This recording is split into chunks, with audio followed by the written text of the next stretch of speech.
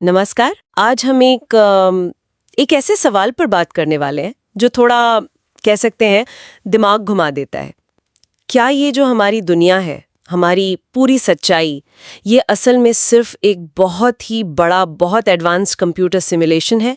हमारे पास विकिपीडिया और built in website से कुछ जानकारी है इस पर, तो चलिए इस सोच की तह तक चलते हैं। हाँ, नमस्कार। और ये सवाल ये कोई आज का नहीं है। सच पूछे तो सदियों से दार्शनिक विचारक इसी उधेड़बुन में रहे। अच्छा, जैसे आप देखिए, प्राचीन चीन में ज़ुआंगज़ी का वो तितली बनने वाला सपना था। या अपने भारतीय दर्शन में माया का सिद्धांत है। हाँ, माया कि सब भ्रम है। बिल्कुल। या फिर प्लेटो की गुफा वाली कहानी ले लीजिए। ये सब कहीं ना कहीं इसी शक की तरफ इशारा करते हैं कि भाई जो हम देख रहे हैं, महसूस कर रहे हैं, क्या वो वाकई असली है। और डेकार्ट ने भी तो कुछ कहा था इस बारे में। हाँ, रेने डेकार्ट ने वो इविल डीमन या शैतानी दानव वाला विचार दिया था कि क्या पता कोई बहुत शक्तिशाली शक्ति हमें जानबूझकर धोखा दे रही हो, एक भ्रम में रख रही हो। तो ये सोच तो पुरानी है, लेकिन फिर ये सिमुलेशन वाली बात कैसे आई? ये ज्यादा आधुनिक रूप है उसी पुराने शक का, खास तौर पर 2003 में जब दार्शनिक निक बॉस्ट्रम ने अपना मशहूर सिमुलेशन तर्क पेश किया। हाँ, मैंने पढ़ा है उसके बारे में। ये थोड़ा सा मुश्किल है समझना, है ना, वो ट्राइलेमा वाली बात। हाँ, ट्राइलेमा मतलब 3 संभावनाएं। बॉस्ट्रम कहते हैं कि इन 3 बातों में से कम एक सच होनी ही चाहिए। ओके, क्या है वो 3 बातें? पहली ये कि शायद कोई भी सभ्यता कभी इतनी तरक्की कर ही नहीं पाती कि वो बहुत ही हाई क्वालिटी, बिल्कुल असली जैसी दिखने वाली पूर्वजों की सिमुलेशन बना सके। मतलब या तो टेक्नोलॉजी की कोई सीमा आ जाती होगी, या वो खुद को ही खत्म कर लेते होंगे। हाँ, कुछ ऐसा ही, तकनीकी सीमाएं या आत्मविनाश। दूसरी संभावना ये है कि जो सभ्यताएं मान लीजिए इतनी एडवांस हो भी गईं, उन्हें शायद ऐसे सिमुलेशन चलाने में कोई दिलचस्पी ही ना हो। क्यों नहीं होगी दिलचस्पी? हो सकता है उन्हें ये नैतिक न लगे या संसाधनों की बर्बादी लगे। खैर, ये दूसरी संभावना है। और तीसरी, जो सबसे ज्यादा चौंकाने वाली है, हाँ, तीसरी ये कि हम लगभग यकीनी तौर पर एक सिमुलेशन में जी रहे हैं। यकीनी तौर पर क्यों? क्योंकि तर्क ये है कि अगर कोई सभ्यता सिमुलेशन बना सकती है और बनाना चाहती है, तो वो एक नहीं शायद लाखों करोड़ों सिमुलेशन बनाएगी, है ना? हाँ, ये तो मुमकिन है। तो फिर असली दुनिया तो एक ही होगी, लेकिन सिमुलेटेड दुनियाएं अनगिनत हो सकती हैं। तो गणितीय रूप से, प्रोबेबिलिटी के हिसाब से, ये ज्यादा चांस है कि हम उन अनगिनत सिमुलेशंस में से किसी एक में है, ना कि उस अकेली असली दुनिया में। मतलब ये सिर्फ एक नंबर गेम है? एक तरह से हाँ।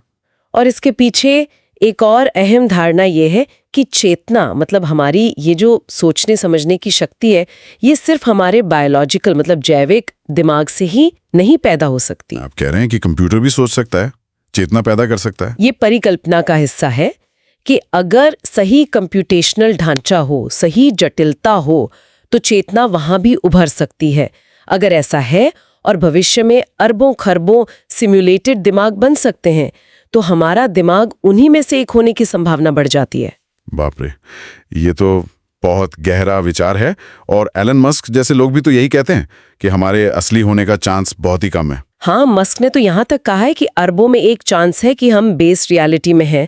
उनका मानना है कि भविष्य की कंप्यूटिंग पावर इतनी बढ़ जाएगी कि ऐसे सिमुलेशन बनाना बिल्कुल मुमकिन होगा। यहाँ तक कि सिमुलेशन के अंदर सिमुलेशन, जैसे वो फिल्म थी इंसेप्शन जैसी। हाँ, वो भी एक संभावना मानी जाती है कि शायद हम जिस सिमुलेशन में हैं, उसे चलाने वाले खुद किसी और सिमुलेशन में हों। सुनने में तो ये बहुत ही रोमांचक लगता है, लेकिन यकीनन इसके खिलाफ भी तर्क होंगे। बिल्कुल है, और काफी वजनदार तर्क है। सबसे बुनियादी सवाल तो यही है कि अब वाकई चेतना को, कॉन्शियसनेस को सिमुलेट किया जा सकता है?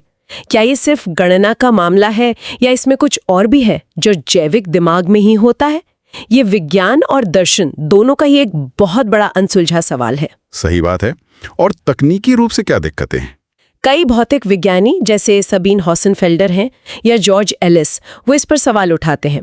उनका मानना है कि हमारे पूरे ब्रह्मांड को उसके हर छोटे से छोटे कण, हर नियम, क्वांटम फिजिक्स की सारी बारीकियों के साथ बिना किसी गड़बड़ी या विसंगति के सिमुलेट करना शायद तकनीकी रूप से असंभव हो। मतलब ये बहुत ज्यादा जटिल है। बहुत ज्यादा।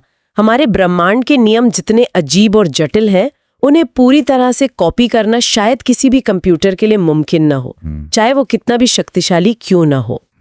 और एक सवाल लिसा रांडेल ने भी उठाया था, है ना, कि कोई हमें सिम्युलेट करेगा ही क्यों? हाँ, ये भी एक अच्छा मुद्दा है। मान लीजिए कोई बहुत उन्नत सभ्यता है, वो सिमुलेशन चला सकती है, पर वो हमें ही क्यों चुनेगी? क्या हम इतने दिलचस्प हैं, या फिर ये उनके लिए अपने बेशकीमती कंप्यूटेशनल संसाधनों की बर्बादी होगी? ये भी सोचने वाली बात है। बिल्कुल। और खगोल भौतिकवेद नील डिग्रेस टाइसन एक और आपत्ति उठाते हैं। वो कहते हैं कि अगर सिमुलेशन बनाना इतना आसान और आम होता जैसा बॉस्ट्रॉम के तर्क से लगता है, तो हमारी अपनी सभ्यता को अब तक खुद ऐसे सिमुलेशन बनाने की क्षमता के करीब क्यों नहीं पहुंच जाना चाहिए था? हाँ, मतलब अगर ये संभव है तो हम क्यों नहीं कर पा रहे अभी तक? सही। हमें भी उस टेक्नोलॉजी की तरफ बढ़ते हुए कुछ निशान तो दिखने चाहिए थे, पर अभी तो हम उससे बहुत दूर लगते हैं। एक और तर्क था शायद ब्रह्मांड के नियमों को लेकर, फ्रैंक विल्ज़ेक का। हाँ, भौतिक विज्ञानी फ्रैंक विल्ज़ेक का कहना है कि हमारे ब्रह्मांड के जो मूलभूत नियम हैं, उनमें कुछ ऐसी, कह सकते हैं, बेवजह की जटिलता है। कुछ ऐसी बारीकियां हैं जो एक कुशल प्रोग्रामर, जो एक एफिशिएंट सिमुलेशन बनाना चाहेगा, वो शायद नहीं डालेगा। वो तो चीजों को जितना हो सके सरल और कारगर रखना चाहेगा। अच्छा, तो मतलब ये नियम इतने परफेक्ट नहीं है कि किसी डिजाइन का हिस्सा लगे। हाँ, उनमें एक तरह की गंदगी या अक्षमता है जो असली प्राकृतिक चीजों में होती है, किसी डिजाइन किए हुए प्रोग्राम में नहीं। तो ये तो काफी मजबूत तर्क है सिमुलेशन के खिलाफ। बिल्कुल, ये हमें सोचने पर मजबूर करते हैं कि शायद मामला इतना सीधा नहीं है जितना बोस्ट्रॉम का तर्क बताता है। तो फिर हम कहाँ पहुंचते हैं? इतने सारे तर्क पक्ष में, इतने विपक्ष में, क्या हम कभी जान पाएंगे? क्या इसे टेस्ट करने का कोई तरीका है? ये एक बहुत बड़ा सवाल है। कुछ वैज्ञानिकों ने तरीके सुझाए हैं। जैसे एक आइडिया ये है कि अगर हमारा स्पेस टाइम वास्तव में एक तरह की डिजिटल ग्रिड पर आधारित है, जैसे कंप्यूटर स्क्रीन पिक्सल से बनी होती है, हाँ, तो शायद बहुत ज्यादा ऊर्जा वाली जो कॉस्मिक किरणें ब्रह्मांड में घूमती हैं, उनके आने की दिशा में कुछ खास पैटर्न या एनिसोट्रॉपी दिख सकती है। वो उस ग्रिड की वजह से हो सकती है। अच्छा, तो हम आसमान में देखकर सबूत खोज सकते हैं? सिद्धांत रूप में हाँ, पर यह करना बहुत मुश्किल है और अभी तक ऐसा कोई पक्का सबूत मिला नहीं है। लेकिन मान लीजिए अगर हम किसी तरह साबित कर भी दें कि हाँ, हम एक सिमुलेशन में हैं, तो क्या उससे कुछ बदलेगा? यहीं पर एक दिलचस्प और थोड़ी डरावनी चेतावनी आती है। डरावनी? हाँ, दार्शनिक है प्रेस्टन ग्रीन। उनका कहना है कि अगर हम ये पता लगाने में कामयाब हो जाते हैं और ये साबित कर देते हैं कि हम एक सिमुलेशन है, तो हो सकता है कि हमारे सिमुलेटर्स, मतलब जिन्होंने ये सिमुलेशन बनाया है, वो इसे बंद कर दे, मतलब डिलीट। क्यों? क्योंकि शायद सिमुलेशन का मकसद ही यही था कि उसके अंदर रहने वालों की ये पता ना चले। अगर हमें पता चल गया तो शायद प्रयोग का उद्देश्य खत्म हो जाए, तो वो प्लग खींच सकते हैं। सच जानना खतरनाक हो सकता है। अरे बाप रे, ये तो सच में डरावना है। तो फिर इस सब का मतलब क्या समझे? अगर हम इसे साबित नहीं कर सकते या साबित करना खतरनाक हो सकता है, तो इस पूरी परिकल्पना का क्या फायदा? फायदा शायद सीधे जवाब में नहीं है। फायदा उन सवालों में है जो यह परिकल्पना हमसे पूछवाती है। ये हमें सोचने पर मजबूर करती है कि असलियत क्या है। ये चेतना जो हम महसूस करते हैं, ये क्या चीज है?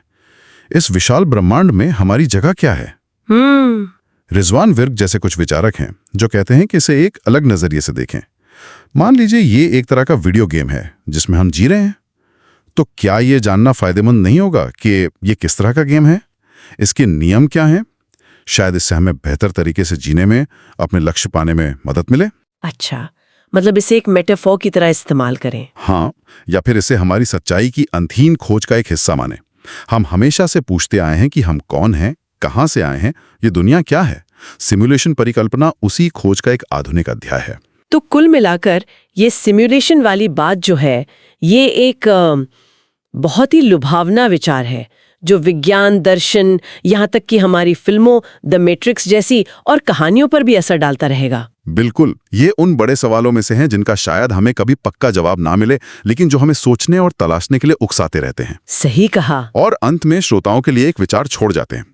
अगर सिर्फ मान लीजिए कि हम वाकई एक सिमुलेशन का हिस्सा हैं, तो क्या यह संभव है कि इस सिमुलेशन की जो सीमाएं हैं या जो कभी-कभी होने वाली गड़बड़ियां या ग्लिच हैं, उन्हें पहचानना और समझना ही हमारे अस्तित्व के विकास का, हमारे एवोल्यूशन का अगला कदम हो? वाह, मतलब सिस्टम को हैक करना। कह सकते हैं, या कम से कम उसके कोड को समझना।